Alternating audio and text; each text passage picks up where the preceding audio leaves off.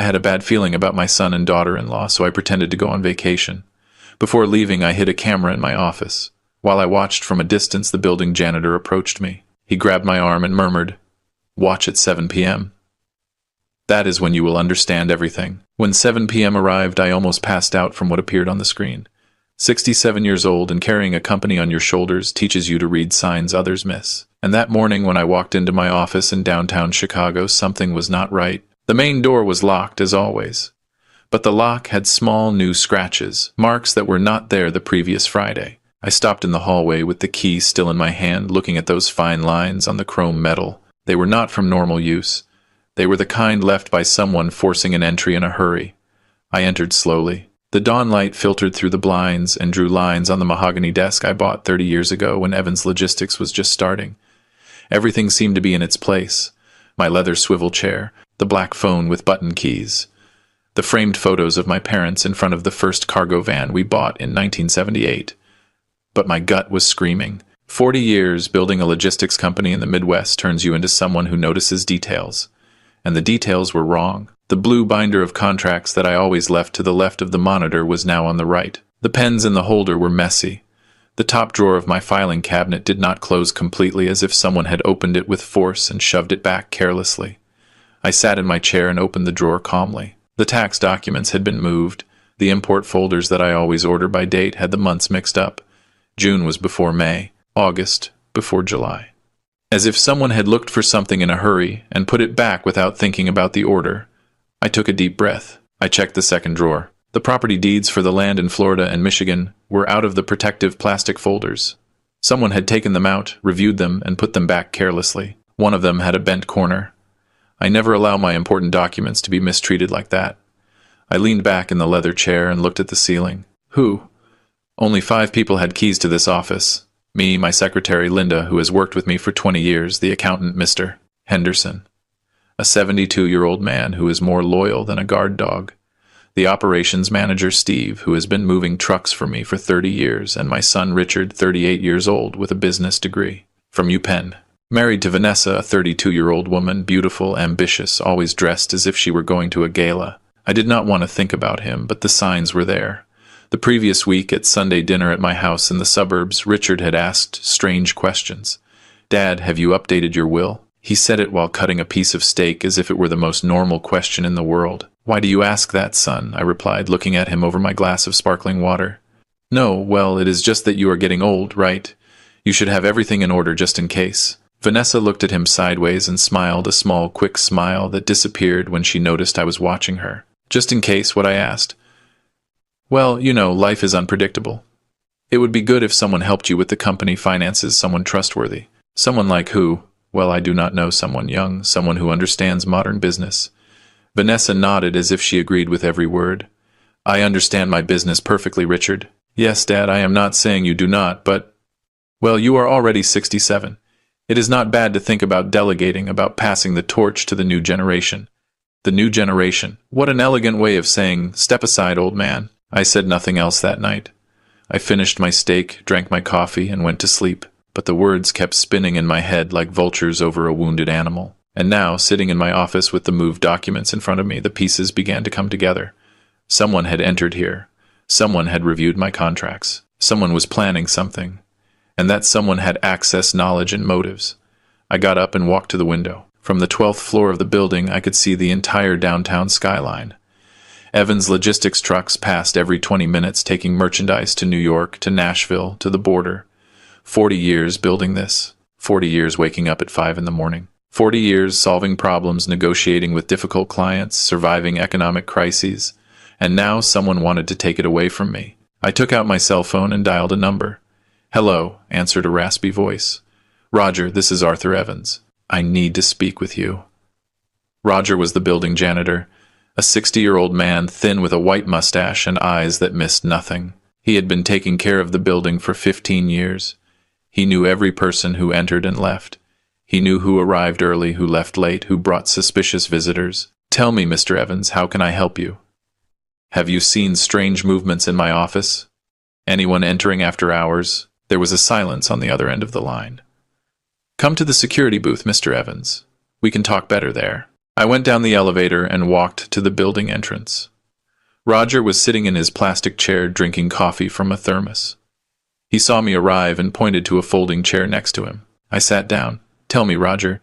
He took a sip of coffee and looked toward the parking lot. "Your son has come 3 times in the last 2 weeks, always after 6 in the afternoon, always with his wife, always going straight up to your office." I felt a cold blow to my stomach. "And what do they do there?" "I do not know, but they stay for about an hour, sometimes more, and 2 days ago I saw that a man I do not know went up with them. He was carrying a leather briefcase, wearing a tie like a lawyer or a notary." The world stopped for a second. "A notary? Are you sure?" "Yes, Mr. Evans. I never forget a face, and that man is not from here." I had never seen him. I got up from the chair. My legs were trembling, but I maintained my composure. "Thank you, Roger." "Wait, Mr. Evans." I stopped. "If you want to know what is happening, come tonight at 7 o'clock sharp. That is the time they always arrive. I will make sure you can see everything." I looked him in the eyes. They were tired eyes, but honest. "I will see you at 7. I went back up to my office and locked the door. I sat in front of the computer and started thinking. If my son was plotting something, I needed proof. I could not confront him without evidence. He would deny everything. Vanessa would back him up, and I would look like a paranoid old man who distrusts his own family. I needed to see what was happening. I needed a camera. I opened my laptop and searched the internet. I found an electronics store on Main Street that sold small security cameras the size of a lighter. They could be hidden anywhere and transmitted live video to a cell phone or computer. I left the office, drove to the store, bought the camera, and returned. I hid it behind the accounting books on the bookshelf facing my desk. From that angle, the camera could record everything that happened in the office. I connected it to the building Wi-Fi and configured the application on my cell phone. Perfect. Now came the hard part. I had to make them believe I was leaving. I called Richard. "Hello, Dad. Son, I am calling to tell you that I am going to Florida for a few days. I need to rest. These last months have been heavy. To Florida. When are you leaving?" "Tomorrow morning. I am flying out. I rented a house on the beach. I will be away for about a week." I heard a murmur on the other side. Vanessa speaking to him in a low voice. "Ah, that is great, Dad. You need to rest. You are not up for so much work anymore. You are not up for so much work anymore." Every word was a knife. "Yes, son. I am not up for so much work anymore. That is why I am going to rest." "Perfect. Enjoy, Dad. And do not worry about anything. I will take care of the company. Of course. You take care of everything." I hung up the phone and breathed deeply. The next day I left the building with a suitcase in my hand. Roger saw me pass and gave me a discreet nod. I returned the gesture. I got into my truck and drove to a hotel downtown 10 blocks from the building. I rented a room on the 8th floor with a view of my office. From there I could see the windows of the 12th floor. I settled into the room. I opened my laptop. I connected the camera application. The image appeared on the screen. My empty office, the desk, the chairs, the filing cabinets, everything in silence. I waited. The hours passed slowly. 3 in the afternoon, 4, 5, 6. At 6:30 I went down to the hotel lobby and walked to my office building. Roger saw me arrive and opened a side door that led to the service stairs. "Go up to the 11th floor, Mr. Evans. There is a window that looks directly into your office. From there you can see everything." I went up the stairs. My heart was beating fast. I reached the 11th floor and walked down the empty hallway to the window Roger had indicated. From there I could perfectly see the windows of my office on the floor above. I took out my cell phone.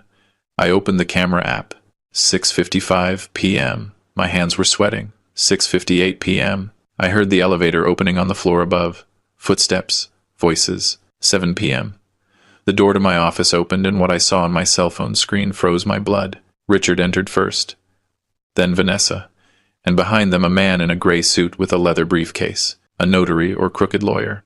They sat in front of my desk. Richard opened the drawer where I keep the property deeds. He took them out. He put them on the desk. The lawyer opened his briefcase and took out several documents. He spread them on the table. Vanessa spoke. I could not hear what she was saying, but her gestures were clear. She pointed to the documents. She pointed to the contracts. She smiled. Richard nodded. The lawyer took out a pen. And then I saw something that broke my soul. Richard took one of the documents. He signed it, with my name, with my signature, forged. The lawyer checked the signature. He nodded. He stamped the document. Vanessa clapped. The three hugged. I stood paralyzed. My son, my own son. He was forging my signature. He was selling my company behind my back. My legs trembled. I leaned against the wall. The cell phone almost fell from my hands, but I did not look away from the screen, because I needed to see everything. I needed to know exactly what they were doing. The lawyer took out more documents. He put them in front of Richard. And then I heard something. Not through the camera, but through the window. Vanessa was talking loudly. So loudly that her voice went through the glass. When we send him to the lake house, the process begins. When we send him to the lake house, when no, yes, when. As if it were already decided. As if I were a hindrance that had to be removed from the path. Richard laughed.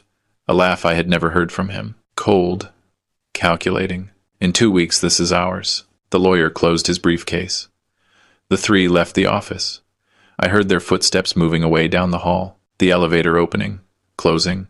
Silence. I stayed there in front of the window, holding my cell phone, watching the recording over and over again. My son. My blood. The boy I carried in my arms. The boy I took to play football on Sundays. The boy whose college tuition I paid. The boy I trained to one day take my place in the company. That boy now wanted to bury me alive. I went down the stairs slowly. Roger was waiting for me in the booth. Did you see it, Mr. Evans? I nodded.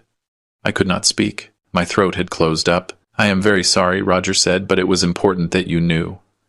Thank you, I managed to say. I left the building and walked down Main Street aimlessly. The lights of the cars passed by me. People walked fast, hurried, living their lives. And I was there in the middle of it all with a broken heart and a burning mind. Because one thing was certain. If they wanted to play dirty, I was going to teach them how the game is really played. 40 years in business had taught me something Richard never learned. In this world, the youngest does not win. The one who wins is the one who knows how to wait, the one who plans, the one who strikes when the enemy lowers his guard. And I was going to strike hard. That night I did not sleep. I stayed in the hotel room, sitting on the edge of the bed, watching the recording over and over on my laptop.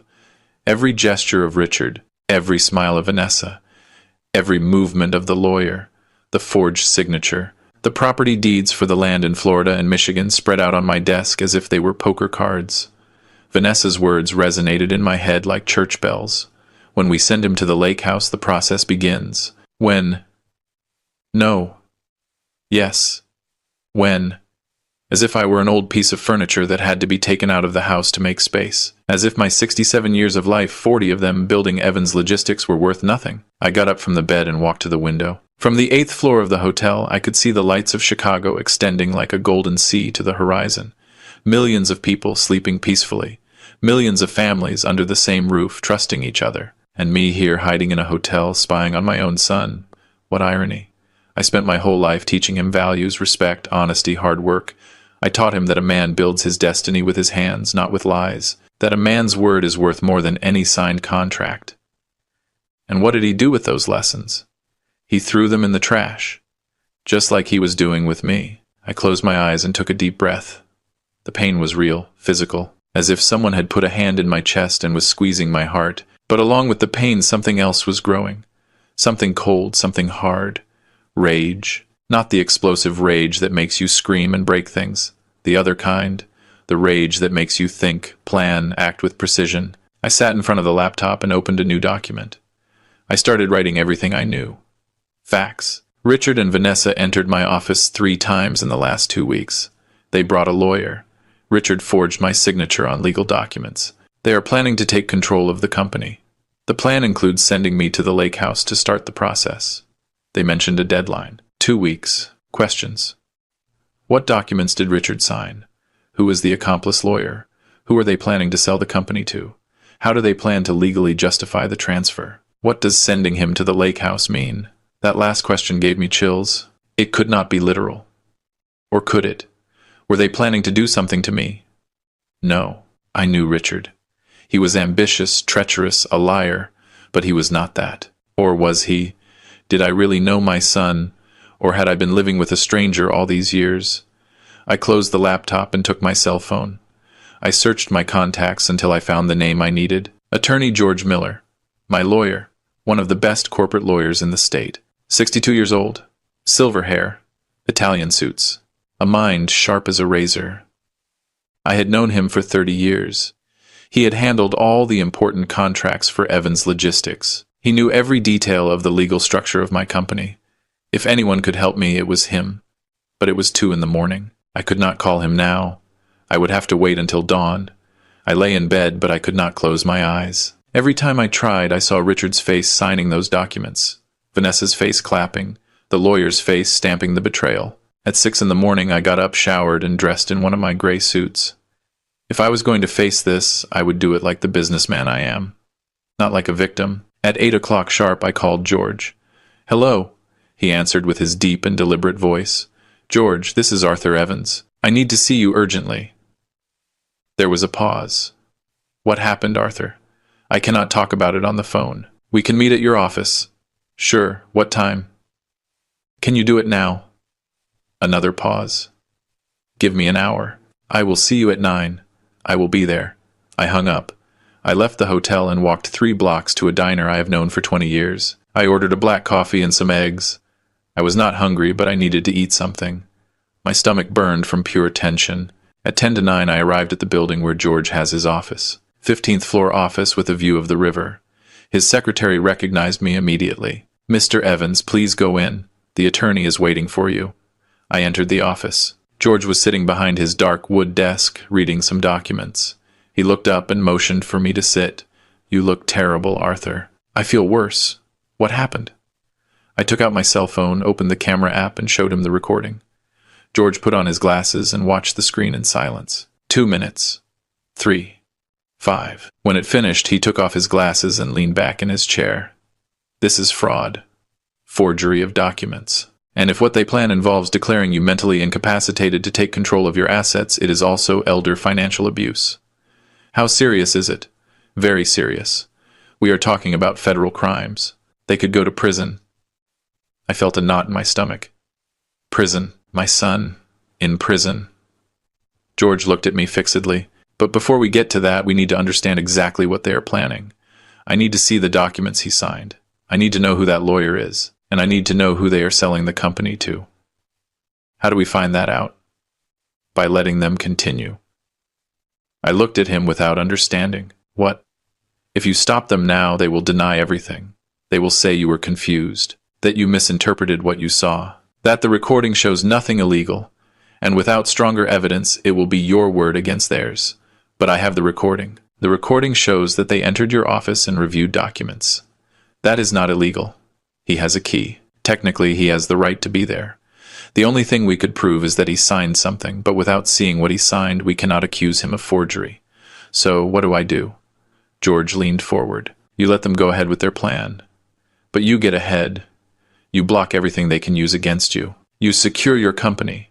And when they make their final move, you catch them red-handed, with irrefutable proof. How? First, we are going to authenticate your signature at a legitimate notary public. We are going to put on record that any document signed after today without your physical presence is false. Can that be done? Not only can it be done, it must be done. It is a legal protection that any businessman with your level of assets should have. We are going to do it today. What else? Second, we are going to transfer the company to a trust. A legal trust where you are the sole beneficiary. That way, even if they forge your signature on sales documents, those documents will have no validity because the company will no longer be in your name. It will be in the trust. And won't that raise suspicions? Outwardly, nothing will change. The company will continue operating the same. The employees will notice nothing. But legally, it will be armored. No one will be able to sell it, transfer it, or mortgage it without your physical and personal authorization before a notary. How long does it take to do that? If we start today 1 week, they mention 2 weeks. Perfect. That gives us time. And then you wait. You let them believe their plan is working. And when they make their final move, when they present the forged documents, when they try to close the sale, that is when you stop them. With all the evidence. Before the authorities, before the district attorney, before a judge. I remained silent, processing everything. It was a solid plan. Cold, calculated. Exactly what I needed. "Is there anything else?" I said. "What?" Vanessa said something in the recording. "When we send him to the lake house, the process begins." "What does that mean?" George frowned. "Do you have property by the lake?" "A house in Michigan. I bought it 10 years ago for vacations. Is it in your name? Yes. Does Richard have access? He has keys. But the deed is in my name. George stood thinking. It is possible they are planning to make you sign a power of attorney while you are there. A remote place, far from your circle of trust, far from your lawyers. They make you sign documents, and when you return to Chicago, you are no longer the owner of anything. My stomach churned. And if I refuse to sign, then they will look for another way. They could forge more documents. They could try to declare you incapacitated. They could invent that you have mental health problems. With the right doctors and the right documents, it is possible. Is it that easy to take everything from someone? If the victim does not protect themselves, yes. That is why it is important that we act fast. I got up from the chair. Let's start today. George nodded. Give me 2 hours to prepare the documents. At 11, I will see you at Notary Public number 7. It is a notary I know well. The notary is completely trustworthy. I left his office and went down to the street. The morning sun hit the asphalt hard. The city kept moving. Cars, trucks, people walking fast with their cell phones in hand, all living their normal lives. And I was here in the middle of a war I never asked for, walking aimlessly for a few minutes.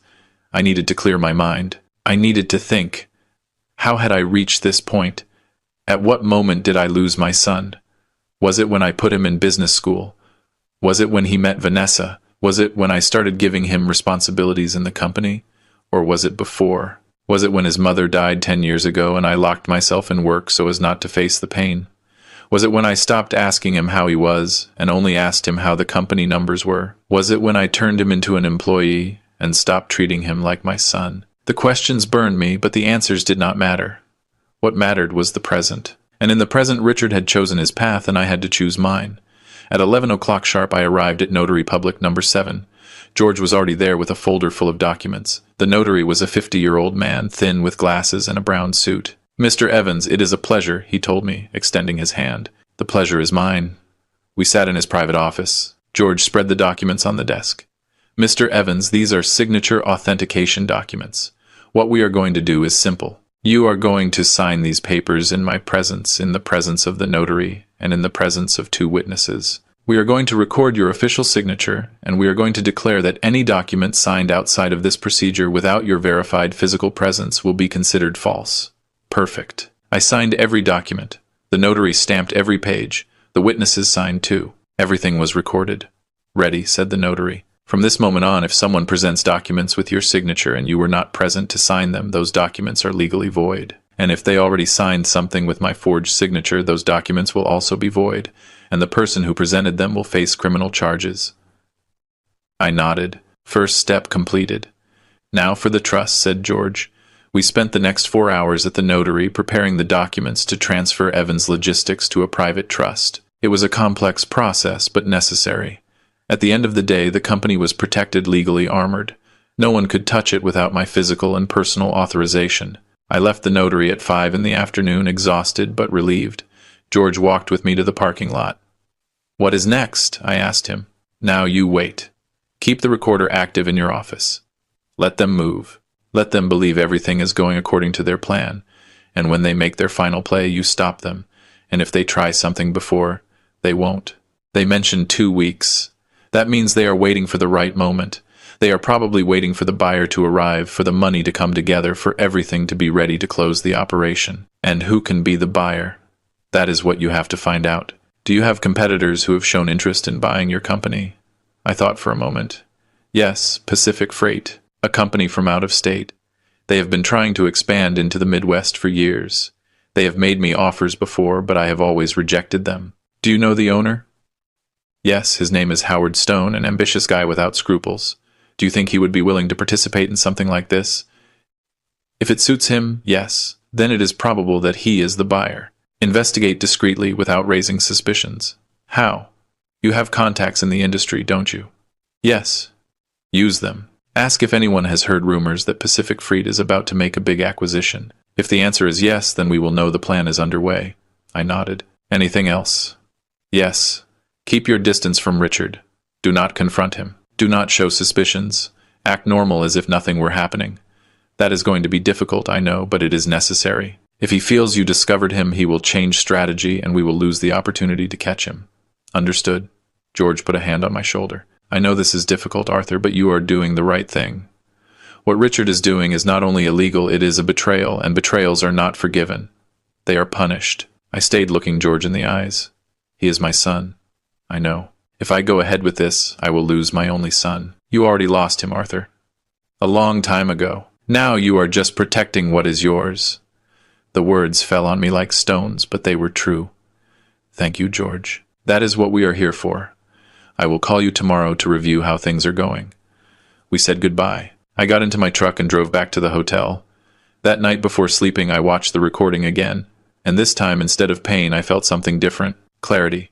Determination. If Richard wanted to play, I was going to play, but with my rules. And in this game, I had 40 years of experience while he was just learning. Bad luck for him. The following days were a mix of surveillance and preparation. I kept the camera active in my office, checking the recording every night. Richard returned 2 more times. Always with Vanessa. Always reviewing documents. Always speaking in a low voice, like conspirators. One night, I heard them mention a figure. $2 million. The sale price. My company. 40 years of work. Valued at $2 million. I felt like laughing. Evans Logistics was worth triple that. But they were so desperate to close the deal that they were giving the company away. Idiots. Meanwhile, I did my own investigations. I called Manuel, an old friend who has a courier company in Detroit. He knows everyone in the Transport Guild. Hey, Manuel, have you heard anything about Pacific Freight? What do you want to know? If they are about to make any big acquisition. There was a pause. Well, yes. I heard Howard Stone is looking to enter the Chicago market. They say he already has a closed deal, that he is going to buy a big company. My stomach turned. Do you know which company? They did not tell me. But by the size of the operation, it can only be one of 3. And one of those is you. When does the deal close? I do not know, but soon. In the next few weeks, from what I heard. Thank you, Manuel. Is everything okay, Arthur? Yes, everything is okay. Just curiosity. I hung up. Confirmed. Howard Stone was the buyer. Richard was selling him my company below the real price, and he was probably keeping a commission. How convenient. 1 week after my meeting with George, I received a call from Richard. Dad, are you back from Florida? Yes, son, I arrived yesterday. That is good. Hey, I need to speak with you. Can we have lunch tomorrow? My heart skipped a beat. Here it came. Sure, son, where? At the steakhouse at 2. I will be there. I hung up. I called George immediately. He wants to speak with me. Perfect. That means he is ready to make his move. Go to the lunch, listen to what he has to say. But do not sign anything under any circumstances. And if he insists, tell him you need to think about it, that you need to review the papers with your lawyer. Buy time and record the conversation. Record. Yes, with your cell phone. Activate the voice recorder and leave it in your pocket. We need evidence of what he is going to propose to you. Understood. The next day I arrived at the steakhouse at 2 o'clock sharp. Richard was already there, sitting at a table by the window. Alone. Without Vanessa. I approached. Hi, son. Hi, Dad. Sit down. I sat in front of him. Before doing so, I took out my cell phone, activated the voice recorder, and left it in the pocket of my jacket. How was Florida? He asked. Good, relaxing. You look better, more rested. Thank you. The waiter arrived. We ordered food. We waited for him to leave. Richard took a sip of water and looked me straight in the eyes. Dad, I need to speak with you about something important. Tell me. I have been thinking a lot about the future of the company, and I think the time has come to make some changes. What kind of changes? Structural changes of direction of ownership? There it was. Explain yourself. Dad, you have worked all your life. You deserve to rest, to enjoy what you built. But the company needs new blood. It needs someone to take it to the next level. And that someone is you. Not necessarily. I stayed silent. Dad, I have received an offer, a very good offer, from a company that wants to buy Evans Logistics. Who? Pacific Freight. There it was. Confirmed. Howard Stone. Yes. How much is he offering? $2 million. I tried to keep my face neutral. That is less than the company is worth. I know, but it is a fair offer considering the current state of the market. Lie. The transport market was in one of its best moments. And why didn't you consult me before receiving that offer? Richard shifted uncomfortably in his chair. Because I knew you would say no. Because you are stubborn, Dad. Because you do not want to let go of the company, even though you no longer have the energy to manage it. Every word was an insult. But I kept calm. And what happens with the employees? With the families that depend on Evan's logistics? Howard promised to keep everyone. No one loses their job. Another lie. I knew Howard. The first thing he would do would be to fire 50% of the staff to cut costs. And what do you gain from this? Richard blinked. What do you gain from this sale? Nothing, Dad. I just want the best for you. Liar. Richard, if I sell the company, where does the money go? Well, to you. And then, well, someday when you are no longer here, it will pass to me. And what if I do not want to sell? Richard's face changed. The kind mask cracked for a second, and I saw what was underneath. Coldness. Dad, I am not asking for your permission. I am telling you what is going to happen. The air froze between us. How was that? I already signed the papers. The sale is done. I just need you to sign the final transfer. I felt the floor moving beneath me, but I maintained my composure. You signed in my name. I signed as the legal representative of the company. You are not the legal representative. I have power of attorney. I have not given you any power of attorney. Richard took an envelope from his briefcase and put it on the table. Yes, you did. 2 weeks ago, when you were in Florida, you sent it by mail. I opened the envelope. Inside was a notarized document with my forged signature, granting Richard total power over my assets. I stared at him. This is fake. It is not fake. It is certified by a notary. Which notary? That does not matter. It does matter. Because that notary is going to end up in jail along with you. Richard laughed. A dry laugh. Without humor. You are not going to do anything, Dad. Because if you try to fight this, I am going to declare you incapacitated.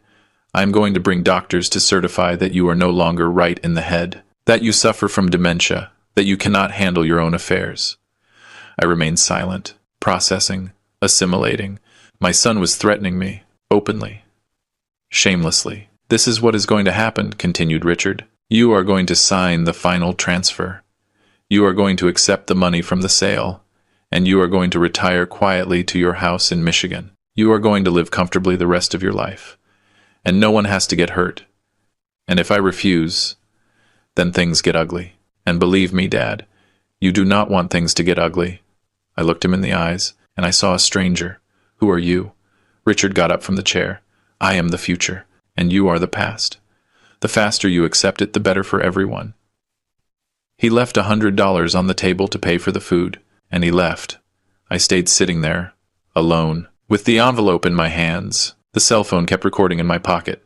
Everything, every word, every threat, every confession. I took out the cell phone and stopped the recording. I saved it. I backed it up to the cloud, and I called George. He already made his move. What happened? I told him everything. When I finished, George whistled low. This is better than I expected. Better. He just confessed everything to you. He just threatened you. And you have it recorded. This is enough to sue him criminally. What is next? Now we wait. He thinks he won. That he scared you. That you are going to sign. But you are not going to do anything. And when he presents the fake documents to close the sale, that is when we catch him. When will that be? Soon. Very soon. If he already signed the preliminary papers, the closing must be days away. And meanwhile, you prepare yourself. Because when this explodes, it is going to explode hard. I hung up. I stayed sitting in the restaurant looking out the window. People walked by. Cars. Life. And me here in the center of a storm. But this time I controlled the wind. The next 3 days were the longest of my life. Every hour felt like an eternity. Every minute dragging like a funeral procession. I stayed at the hotel watching the camera in my office, waiting for Richard's next movement. George called me twice a day to check progress. Anything new? Nothing yet. Have patience. They are waiting for the perfect moment. But patience was never my strength. 40 years building a business taught me to act, not to wait. However, this time I had no choice. I had to let Richard sink himself. The afternoon of the third day, something changed. I was checking the camera when I saw Richard enter my office. This time he did not come alone. He came with Vanessa, with the accomplice lawyer, and with a man I recognized immediately. Howard Stone, the owner of Pacific Freight. A 50-year-old man, fat with a thick mustache and gold rings on both hands. The kind of man who smells of dirty money from afar. They sat around my desk as if it were theirs. The lawyer extended documents on the table. Howard reviewed them carefully. Richard pointed to specific parts, explaining something I could not hear from the camera. Vanessa smiled, that smile that gave me nausea. My cell phone vibrated. A message from George. "Are you seeing this?" I had given him access to the live stream of the camera. "Yes," I replied. "That is Howard Stone, right?" "Yes." "Perfect, they are closing the deal. This is what we needed. What do I do?" "Nothing. Just watch. And record everything." I left the cell phone aside and concentrated on my laptop screen. Howard took a pen from his jacket. He signed several documents. The lawyer stamped every page. Richard signed after. With my name, with my forged signature. Again and again and again. Every signature was a blow to the stomach, but I forced myself to keep watching. I needed to see everything. I needed to know exactly what they were doing. After signing, Howard took a thick envelope from his briefcase. He opened it. Inside were bundles of bills. He put them on the desk. Richard counted them quickly. He nodded. Howard extended his hand. They shook hands. And just like that, in less than 20 minutes, my company had been sold. 40 years of work, sold as if they were a used car. I felt like I was running out of air. I got up from the chair and walked to the hotel window. I opened the window wide and breathed deep. The fresh afternoon air hit my face. I closed my eyes. I counted to 10. I breathed again. And when I opened my eyes, the rage had turned into something different. Into determination.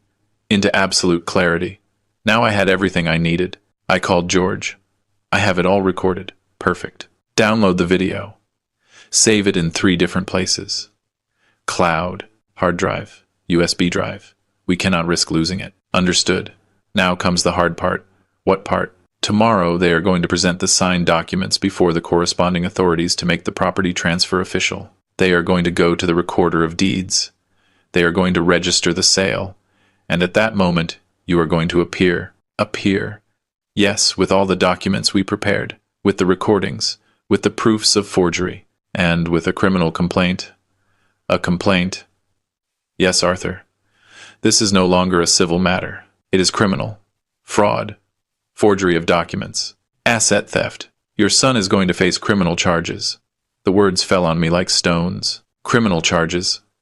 My son. George, I just want to recover my company. I know. But the law does not work like that. If you present the evidence, the authorities have the obligation to act. You cannot report only the part that suits you. It is all or nothing. Does that mean Richard is going to go to prison?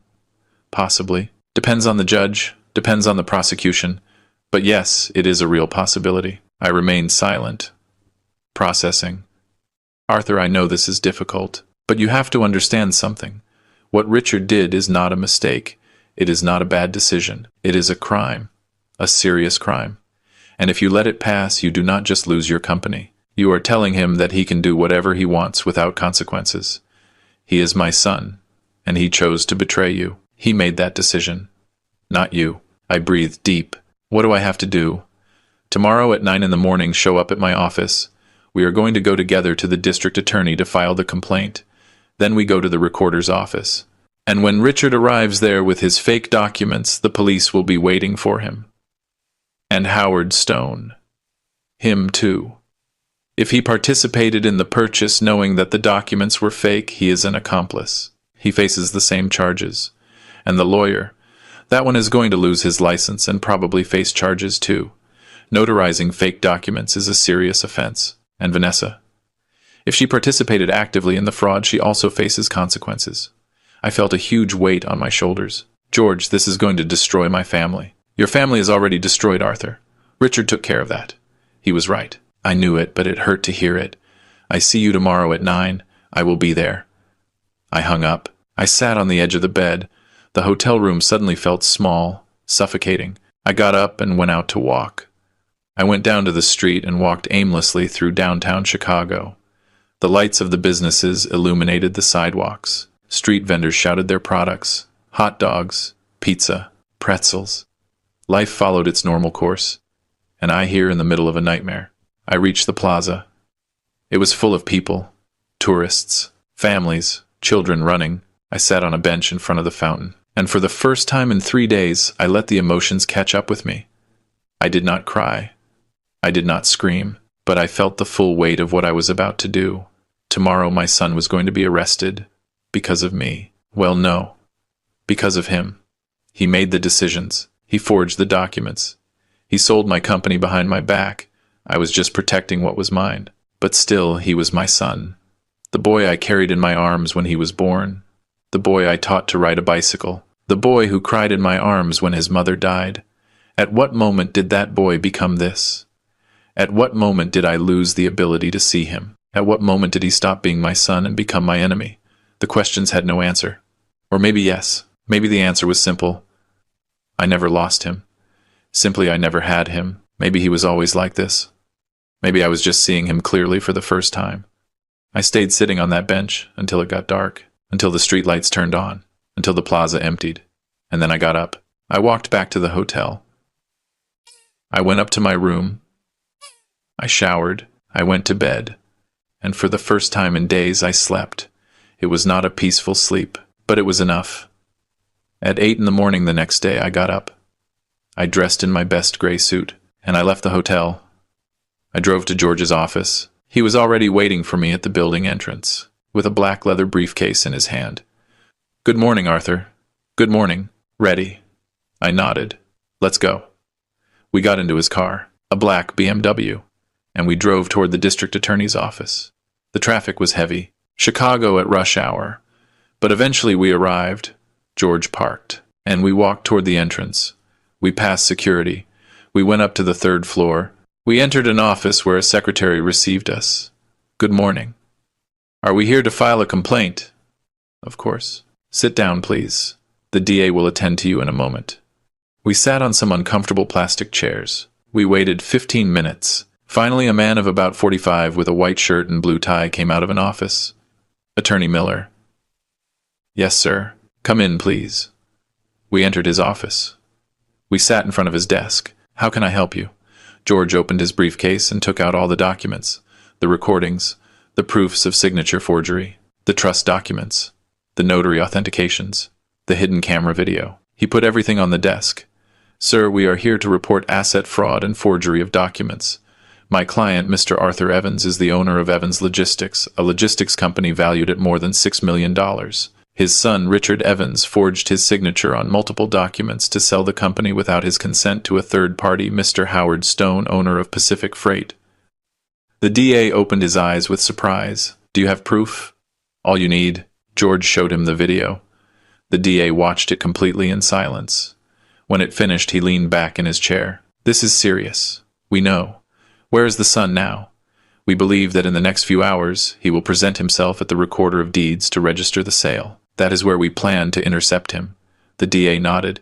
"I am going to issue an immediate arrest warrant, and I am going to send agents to the recorder's office. If he shows up there, they will detain him." "Perfect. Mr. Evans, are you sure you want to proceed with this? It is your son." I looked him straight in the eyes. "I am sure." The DA nodded. "Understood. I am going to open the investigation file immediately. I ask you to leave all the evidence here and to be available to testify when necessary." "Of course." We left the DA's office an hour later. Everything was in motion. There was no turning back. "Now what?" I asked George while we walked to his car. "Now we go to the recorder's office, and we wait." We drove to the county recorder's building, a gray 3-story building in the city center. We arrived at 11 in the morning. We parked on the street with a view of the main entrance. "How long are we going to wait?" I asked. "The time that is necessary." We waited an hour. 2.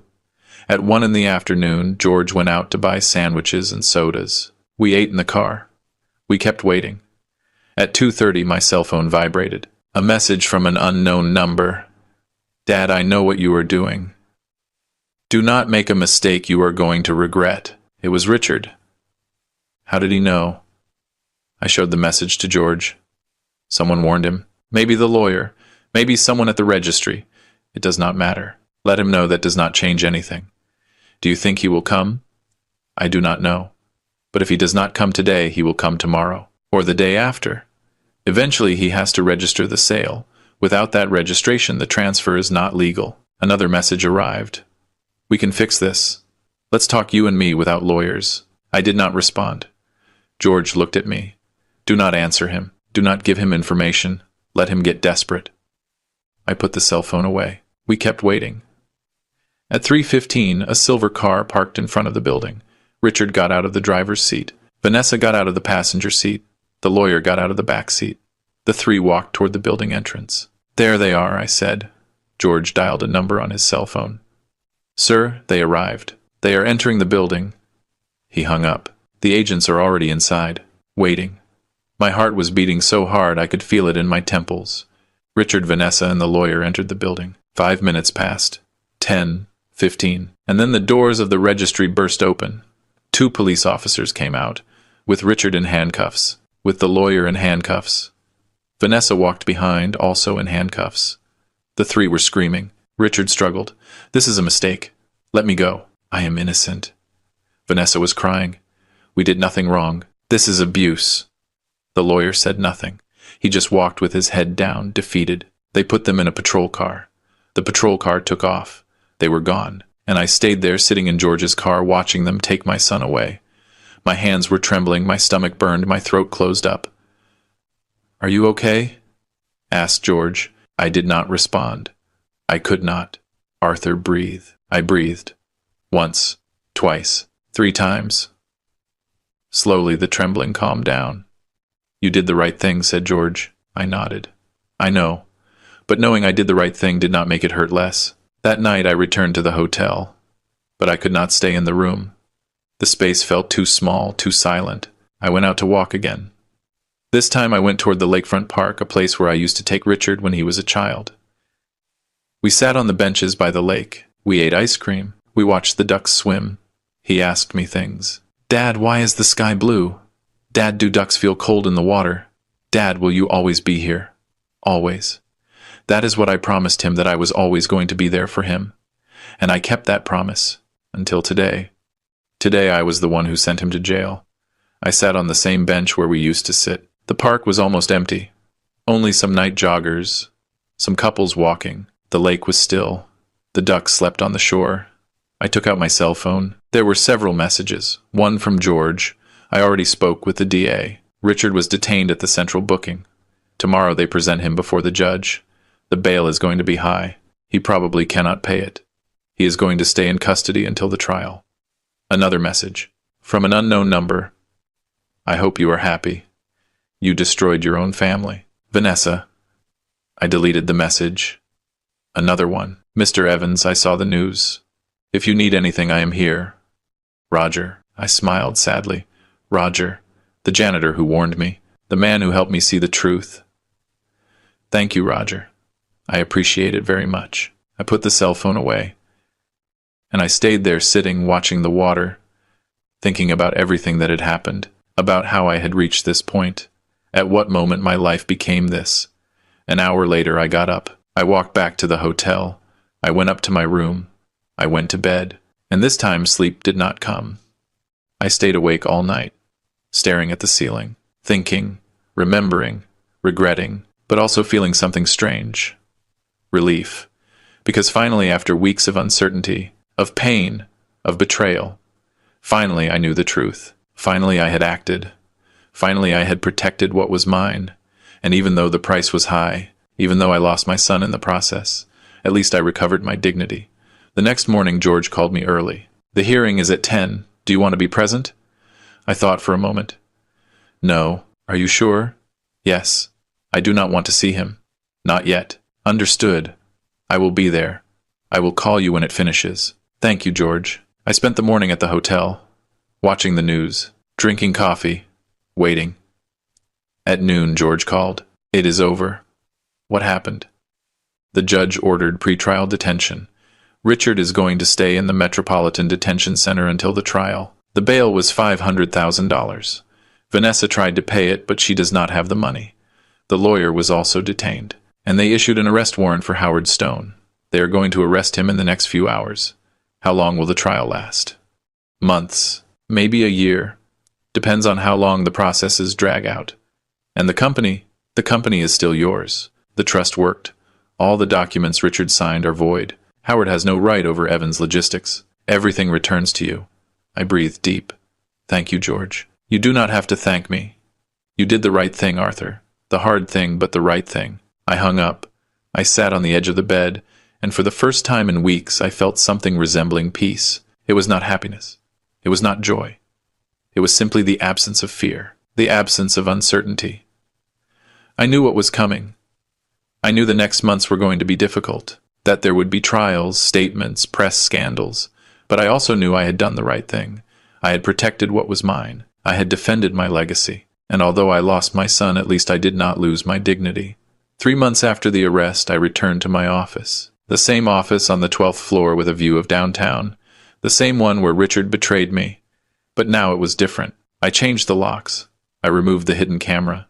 I rearranged the furniture. I hired a new manager to replace Richard. A 50-year-old man, experienced, loyal. Someone who understood that trust is earned with actions, not with words. Evans Logistics kept operating. The trucks kept rolling. The routes kept working. The employees kept working. Life continued. But I had changed. I was no longer the same man who pretended to go on vacation months ago. That man trusted too much. That man believed that blood was stronger than anything. That man was wrong. I learned something in these months. I learned that family is not defined by blood. It is defined by actions, by loyalty, by respect. And Richard lost all that the day he decided to forge my signature. The trial advanced slowly. As George had predicted, Richard's lawyers tried to drag it out as much as possible. Appeals, motions, legal technicalities. But the evidence was overwhelming. The recordings, the forged documents, the testimonies. Roger testified. The DA presented everything before the judge, and little by little Richard's options ran out. Vanessa tried to visit me twice. The first time she arrived at my house in the suburbs crying, she knocked on the door. My housekeeper, Mrs. Higgins, let me know. Mr. Evans, Mrs. Vanessa is at the door. Tell her I am not here. But Mr. Evans, she says she needs to speak with you. I do not care. Tell her I am not here. Mrs. Higgins went down and gave her the message. I heard Vanessa scream from upstairs. I know you are there. Coward. You destroyed your own son. I closed my bedroom window. I had nothing to say to her. The second time she waited for me outside my office building. When I went out to the parking lot, she approached me. Mr. Evans, please let's talk. We have nothing to talk about. Richard is your son, your only son. How can you do this to him? I stopped. I looked her straight in the eyes. I did not do anything to him. He did it to himself. But you sent him to jail. He stole from me, forged my signature. He tried to take everything I built in 40 years. What did you expect me to do? Let him get away with it. He is your son. Not anymore. The words came out colder than I expected, but they were true. Vanessa stayed silent. Tears ran down her cheeks. You are a terrible man. Maybe. But I am a man who protects what is his. I got into my truck and drove away. I never saw her again after that. 4 months after the arrest, the day of the verdict arrived. George called me early. Today is the day, Arthur. The judge is going to give his sentence. How much do you think they will give him? With all the evidence, between 5 and 10 years. 5 and 10 years. My son, in prison, for 5 to 10 years. Are you going to go? Asked George. No. Arthur, it is the verdict. You should be there. I do not want to see him. It is okay. I understand. I spent the day in my office, working, reviewing contracts, speaking with clients, doing what I always did, keeping busy so as not to think.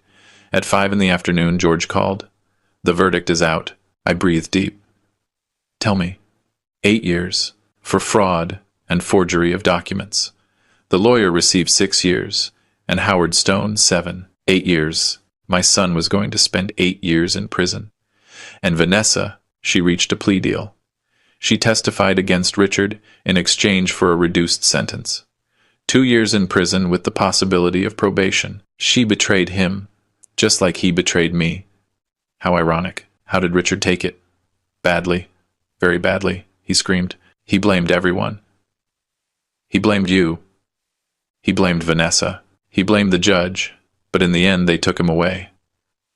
I remained silent, processing. Arthur, are you there? Yes. Are you okay? Yes. Lie. I was not okay, but I was going to be. Thank you for everything, George. That is what we are here for. If you need anything, call me. I hung up.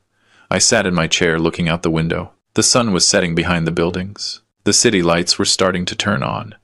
And me here alone, feeling the weight of everything. But also feeling something else. Relief. Justice. Closure. I got up from the chair. I turned off the office lights. I locked the door. And I went down to the parking lot. I got into my truck and drove aimlessly. I did not want to go home yet. I did not want to be anywhere familiar. So I drove to the outskirts of Chicago, toward the highway that leads to the lake. I parked by the water. I got out of the truck. I walked to the shore. The water was calm. The sky was clear. The stars began to appear. I sat on a rock, and for the first time in months I let it all out. The tears, the pain, the sadness, everything I had been keeping inside. I cried, not like a defeated man, but like a man who had carried too much for too long, and finally could let go. I do not know how long I was there. Maybe an hour, maybe more. But when I finally got up, something had changed. The weight was still there, but it was lighter. I drove back home. When I arrived, Mrs. Higgins received me at the door. "Mr. Evans, have you had dinner?" "No, Mrs. Higgins, but I am not hungry. I am going to prepare something light for you." "You need to eat." I smiled. "Thank you." I went up to my room. I took off my suit. I put on comfortable clothes. I went down to the kitchen. Mrs. Higgins had prepared chicken soup. I sat at the table. I ate slowly. And for the first time in months, the taste of food was not bitter. 1 year after the verdict, I received a letter from the state penitentiary. From Richard. I kept it in my desk without opening it for a week. I did not want to read it. I did not want to know what he had to say. But curiosity won. One night alone in my office, I opened the envelope. The letter was handwritten with shaky handwriting. "Dad, I do not know if you are going to read this. I do not know if you care, but I need to write it. I have had a lot of time to think in here, a lot of time to reflect on what I did, on the decisions I took. And you are right. I did everything wrong. I betrayed you. I stole from you. I disrespected you. And the worst part is that I did it consciously. It was not a mistake. It was not an impulse. It was planned, calculated. And now I am paying the consequences. I am not writing to ask for forgiveness. I know I do not deserve it. I am not writing to ask you to get me out of here. I know you will not do it. I am writing because I need you to know something. It was worth it. Not the money, not the company, not the power. Your respect was worth it, and I lost it due to my own stupidity. I learned something in here, Dad. I learned that respect is not inherited. It is earned, and I never earned it. I only expected it. I expected that because I was your son, everything belonged to me. But it does not work like that, and now I understand. Late, very late, but I understand. I do not expect you to forgive me. I do not expect you to speak to me again. I expect nothing. I just want you to know that despite everything, I respect you, more than I ever respected you when I was outside. Take care, Dad. Richard. I folded the letter. I put it in my desk drawer. And I did not answer. Maybe someday I would, maybe not. But for now, I had nothing to say. Actions speak louder than words, and his actions said everything. Today, 2 years after all this, I am still at the head of Evans Logistics. The company grew. We opened new routes. We hired more staff. We bought more trucks. Everything Richard tried to destroy, I rebuilt, stronger than before. I still live in my house in the suburbs. I still work from my office on the 12th floor. I am still the same man, but different, wiser, more careful, more aware that trust is not given away. It is earned, and it is lost easily. Sometimes at night I think about Richard. I wonder how he is doing in prison. If he really learned something, or if he only wrote that letter to manipulate me one more time. I do not know, and maybe I will never know. But what I do know is this: I did the right thing. I protected what was mine. I defended my dignity, and even though the price was high, it was worth it. Because in this world, a man who does not defend what is his is not a man. He is a victim, and I refuse to be a victim. I learned that respect is not begged for. It is commanded. That family is not defined by blood. It is defined by loyalty, and that sometimes the hardest decision is the right one. If you are listening to this and you are going through something similar, I tell you something. Do not be afraid to defend what is yours. Do not be afraid to set boundaries, even if it is with your own family, because in the end, the only thing you really have is your dignity, and that no one can take away from you, unless you allow them to. I did not allow it, and you should not either. Thank you for listening to my story. I hope it serves you well. And remember, respect is earned, dignity is defended, and betrayal is paid for. Always. Thank you for joining me in this story. If it made you reflect, leave me a comment. I would like to know what you would have done in my place. And if you know someone who is going through something similar, share this story. Maybe it will help them make the right decision. See you in the next story. Take care. And take care of what is yours.